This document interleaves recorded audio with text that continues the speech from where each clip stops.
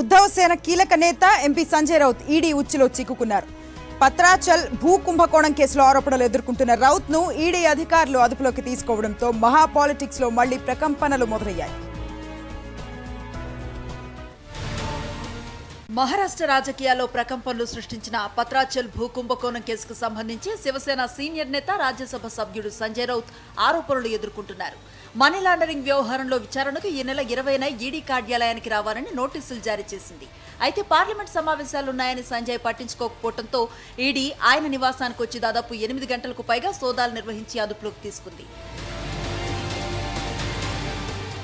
1034 కోట్ల రూపాయల పత్రాచల్ భూ కుంభకోణంలో ఈడీ అధికారులు గతేడాది జూన్ 28న సంజయ్ కు మొదటిసారిగా సమన్లు జారీ చేశారు. ఇప్పటికే కొన్ని ఆస్తులను సైతం సీజ్ చేసింది ఈడీ. ఆయన ఇంట్లో పెద్ద ఎత్తున అధికారులు సోదాలు నిర్వహించడంతో శివసేన సైనికులు ఆయన ఇంటికి భారీగా తరలి వచ్చారు. తాను ఎటువంటి స్కామ్ చేయలేదని సంజయ్ రౌత్ ట్వీట్లు చేశారు. తనపై ఎన్ని ఆరోపణలు వచ్చినా శివసేనను వీడే ప్రసక్తే లేదన్నారు రౌత్. ప్రాణం పోయినా సరే ఈడీకి లొంగేదే లేదన్నారు. బాసర ట్రిపుల్ విద్యార్థుల ఆందోళనతో మరోసారి టెన్షన్ నెలకొంది. విద్యార్థులు భోజనాన్ని బాయ్కాట్ చేయడంతో మెస్లు బోసిపోయాయి. విద్యార్థులతో వైస్ ఛాన్సలర్ వెంకటరమణ జరిపిన చర్చలు విఫలమయ్యాయి. విద్యార్థుల సమస్యల పరిష్కారానికి కృషి చేస్తున్నామని వీసీ వెంకటరమణ ప్రకటించారు. విద్యార్థుల డిమాండ్లు న్యాయమైనవేనని తెలిపారు. కొన్ని పరిష్కరించామని, మరికొన్ని ప్రోగ్రెస్ లో ఉన్నాయన్నారు. విద్యార్థులను అడ్డుకుంటే షోకాజ్ నోటీసులు ఇస్తామన్నారు. ఇక ట్రిపుల్ ఐటీలో పోలీసులు ఆంక్షలు కొనసాగుతున్నాయి. విద్యార్థులు గ్రూపులుగా ఏర్పడకుండా ఆంక్షలు పెట్టారు.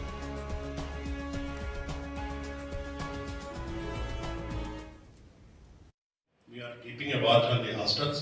ఎవరైనా విద్యార్థులు ఆపితే మాత్రం షోకాజ్ ఉంటుంది. ఇంకా ఎక్కువ షోకాజ్ తర్వాత సపోజ్ ఇంకా ఉండకుంటే బర్తరఫ్ కూడా చేయడం, సస్పెండ్ చేయడం. తర్వాత కూడా మాకు రూల్స్ ప్రకారం ఎంక్వైరీ పెడతాం. డైరెక్టర్ గారు ఎంక్వైరీ కమిటీ పెడతారు. ఎంక్వైరీలో తేలితే మాత్రం suspend for the 1 week 1 month 1 semester. ఒక ఇన్స్టిట్యూషన్ ఎథిక్స్ ఉంటాయి, ఇన్స్టిట్యూషన్ లాయల్టీ, ఇన్స్టిట్యూషనల్ ఫ్రేమ్వర్క్. ఈ ఫ్రేమ్వర్క్ను డైరెక్టర్ గారు అన్ని విధాల డైరెక్టర్ గారికి సహకారాలు ఇస్తారు. కమిటీ ఉంటుంది, grievance committee, disciplinary committee and then water. విద్యార్థులను పరామర్శించేందుకు వచ్చిన ఎంపీ సోయం బాపురావును పోలీసులు లోకేశ్వరంలో అరెస్ట్ చేశారు. అయితే ఎంపీ సోయం బాపురావును అరెస్ట్ చేసే క్రమంలో పోలీసులు అత్యుత్సాహం ప్రదర్శించారు. బాపురావు అరెస్ట్ చేసిన పోలీసులు ఆయన్ని తమ వాహనంలో తీసుకెళ్లేందుకు ప్రయత్నిస్తుండగా బీజేపీ కార్యకర్తలు అడ్డుకున్నారు. పోలీసులు అలాగే వాహనాన్ని ముందుకు పోనివ్వడంతో బీజేవైఎం నేత కుమ్మరి వెంకటేష్ కాలు మీదకి కారెక్కింది. దీంతో వెంకటేష్ ను హుటాహుటిన ఆసుపత్రికి తరలించారు.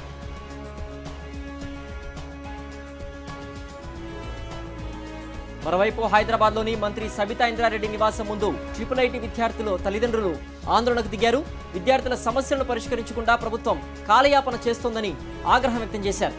సమస్యలను పరిష్కరించుకుంటే పెద్ద ఎత్తున ఆందోళన చేస్తామన్నారు.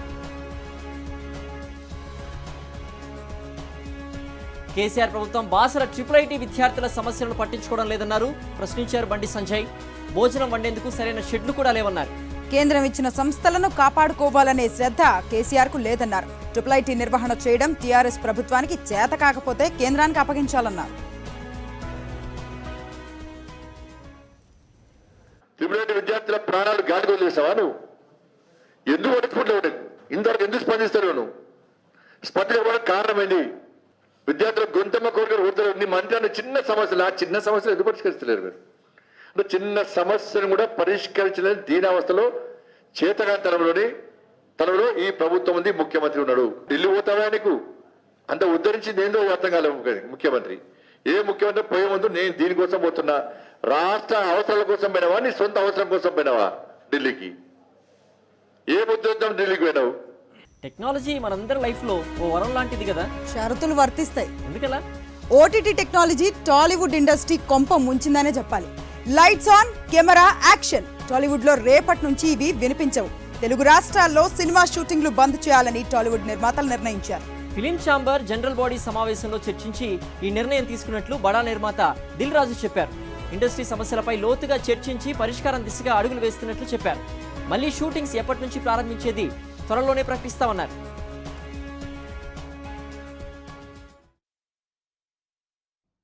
సో నిర్మాతలందరం కలిసి కొన్ని రోజులు షూటింగ్లు ఆపుకొని ఇప్పుడు మారుతున్న ఈ విధానాన్ని చర్చించుకుంటూ ముందుకెళ్ళటానికి ప్రయత్నం చేయాలని రేపటి నుంచి తెలుగు సినిమా షూటింగులు ఆపుకుంటున్నాం. సో దానికి యునానిమస్గా చిన్న నిర్మాతలు, పెద్ద నిర్మాతలు అందరూ ఒక మాట మీదకి రావడానికి ఈరోజు జనరల్ బాడీ మీటింగ్లో అందరూ యునానిమస్గా సపోర్ట్ చేశారు. వాళ్ళందరికీ నేను ప్రత్యేకంగా ప్రతి ఒక్కరికి ధన్యవాదాలు చెప్తున్నాను. ఎందుకంటే ఇది మన సమస్య, నిర్మాతల సమస్య.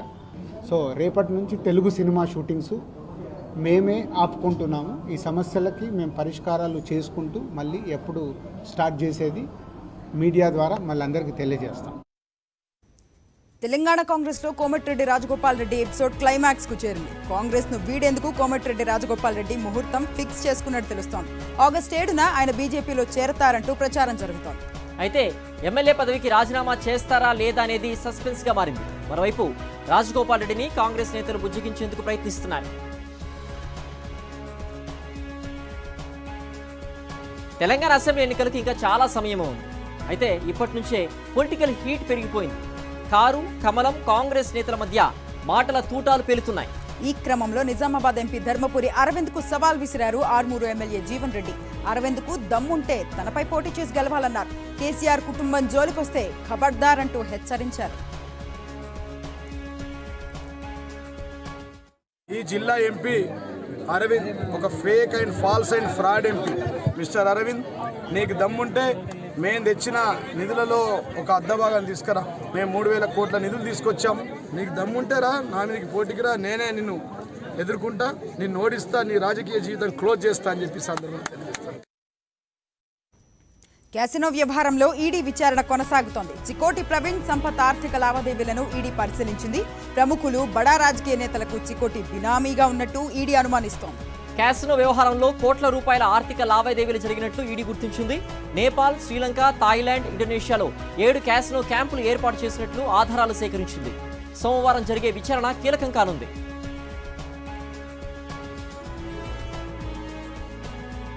విశాఖపట్నంలో రాచకొండ విశ్వనాథ శాస్త్రి శత జయంతి వేడుకలు ఘనంగా నిర్వహించారు. ఈ వేడుకల్లో సిజేఐ జస్టిస్ ఎన్వి రమణ పాల్గొన్నారు.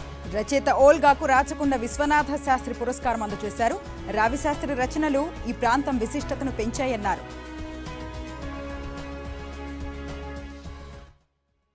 రావిశాస్త్రి గారు ఒక గొప్ప మేధావి, మానవతావాది. తెలుగు భాషలో రచనలు చేయడంతో పాటు మాండలికాలను నిలబెట్టగలిగాడు ఆయన.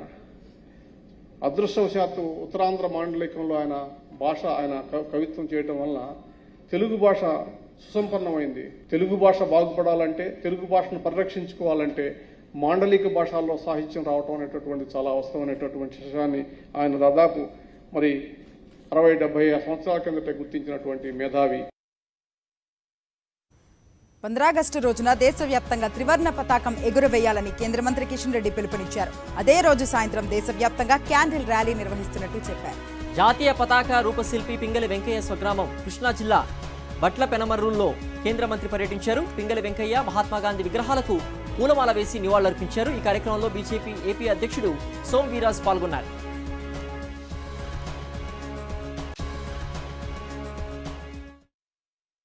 మనం ఈరోజు పింగళ వెంకయ్య గారు ఏదైతే జెండా మనకిచ్చారో, ఏ జెండా అయితే మనకు ఊపిరో, ఏ జెండా అయితే మనకు స్ఫూర్తియో, ఏ జెండా అయితే మన ఆత్మనో, ఆ జెండా పండుగ 15 ఆగస్టు మనం చేయాలి. పింగళ వెంకయ్య గారు తయారు చేసినటువంటి 3 రంగుల త్రివర్ణ పతాకము 15వ తేదీన దేశంలోని అందరి ఇండ్ల మీద ఎగరాలి. 2వ తేదీ నాడు ఢిల్లీలో జరిగే వేలాది మంది సమక్షంలో భారత హోంమంత్రి అమిత్ షా గారు ఈ యొక్క 2వ తేదీ జరిగేటువంటి కార్యక్రమంలో వారు పాల్గొనబోతున్నారు. ఆ రోజు మరొక పోస్టల్ స్టాంపు, పింగళ వెంకయ్య గారి మీద ఒక పోస్టల్ స్టాంపు కూడా ఆ రోజు విడుదల చేయబోతున్నామని కూడా మనం చేస్తాను. పారిశ్రామిక పెట్టుబడుల్లో ఏపీనే టాప్ అన్నారు మంత్రి గుడివాడ అమర్నాథ్. రాష్ట్రానికి 19,000 కోట్ల రూపాయల పెట్టుబడులు వచ్చినట్లు కేంద్రం ప్రకటించిందని చెప్పారు. ఈజ్ ఆఫ్ డూయింగ్ బిజినెస్ లోనూ ఏపీ మొదటి ర్యాంక్ సాధించిందన్నారు. రాష్ట్రంలో 10 పోర్టులు, 9 ఫిషింగ్ హార్బర్ల ఏర్పాటుకు పనులు ప్రారంభమయ్యామన్నారు మంత్రి అమర్నాథ్. ఈరోజు అనువైనటువంటి ప్రదేశం ఈ దేశంలో ఏదైనా ఉందంటే అది ఆంధ్రప్రదేశ్. జగన్మోహన్ రెడ్డి గారి నాయకత్వంలో ఇది ఆ రకమైనటువంటి వాతావరణాన్ని క్రియేట్ చేశాం.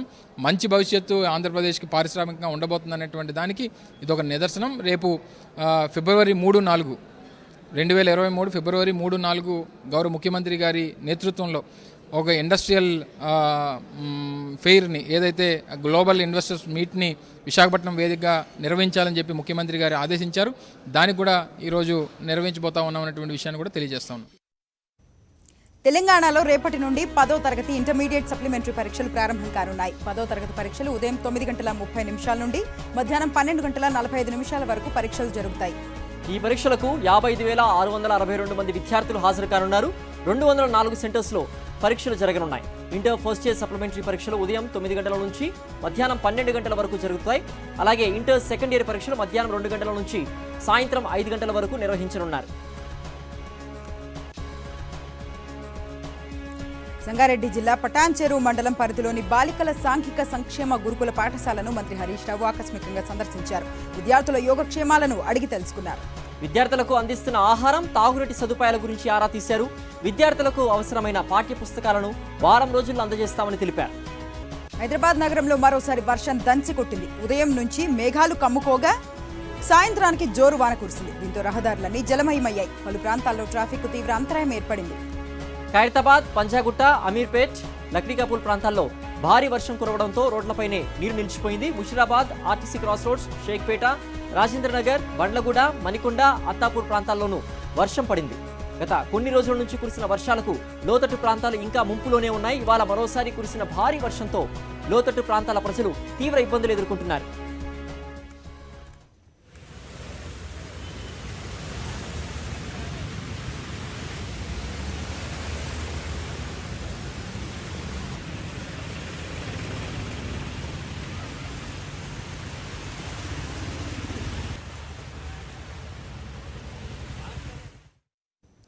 నాగార్జున సాగర్ కుడి కాలువకు నీటిని విడుదల చేశారు మంత్రి అంబటి రాంబాబు. తాగు, సాగు అవసరాల నిమిత్తం కుడి కాలువకి 2000 క్యూసెక్కులు, పవర్ జనరేషన్ కు మరో 1000 క్యూసెక్కుల నీటిని విడుదల చేశారు.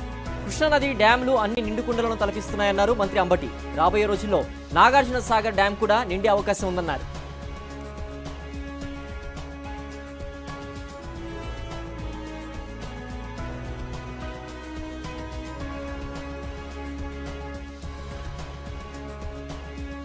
వెలిగోడ రిజర్వాయర్ నుండి మద్రాస్ కాలువకు 500 క్యూసెక్కుల నీటిని విడుదల చేశారు. Srisailam MLA Shilpa Chakrapani Reddy, Nandyal MP Pocham Brahmananda Reddy.